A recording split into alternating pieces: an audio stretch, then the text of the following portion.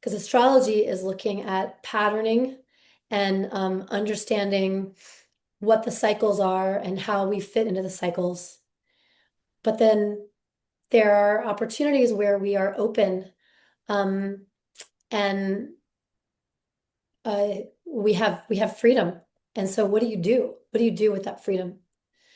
So we're gonna meet both groups, so if you're here for inspiration and learning about season and want to heal something, or you want to sort through the noise of health culture, yes, we are here to use view to refine discrimination around the weird health fads, and also just help you see not just the health culture, but help us all see this culture more clearly, you know.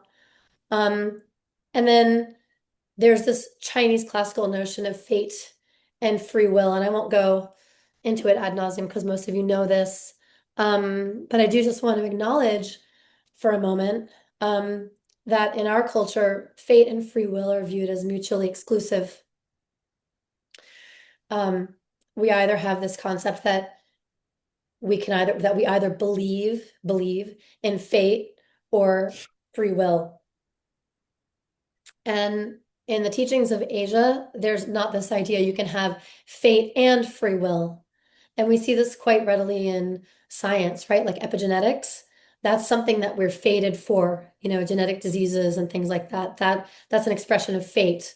And then free will is like, okay, well, how am I going to work with that fate? Am I going to do things to offset or minimize risk?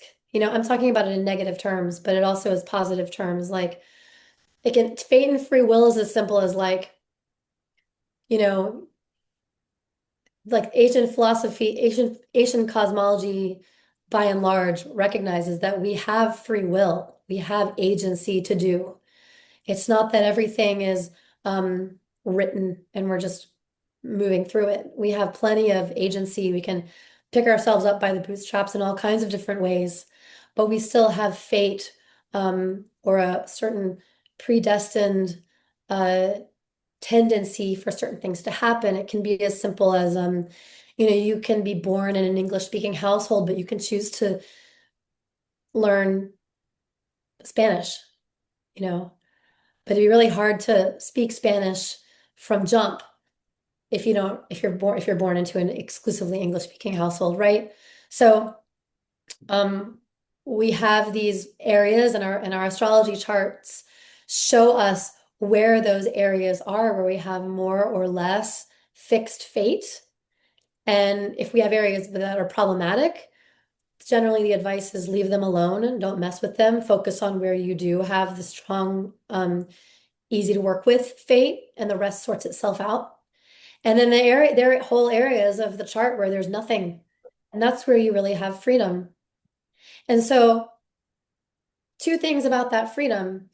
Those areas of your chart where you don't have anything, where you have more freedom, well, what do you do in those areas? How do you make those decisions?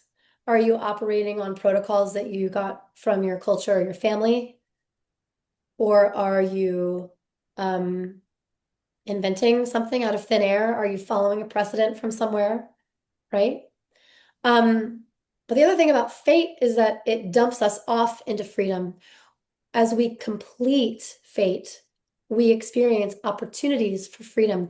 And those are actually the tricky places, because where we don't typically experience as much fate, as much freedom, where we have a strong fate, when we actually conclude a cycle, or and I don't mean like an astrological cycle, though it could be, but when we like literally just get through enough of the life material that it opens us up into this open space where we don't have to do that thing anymore.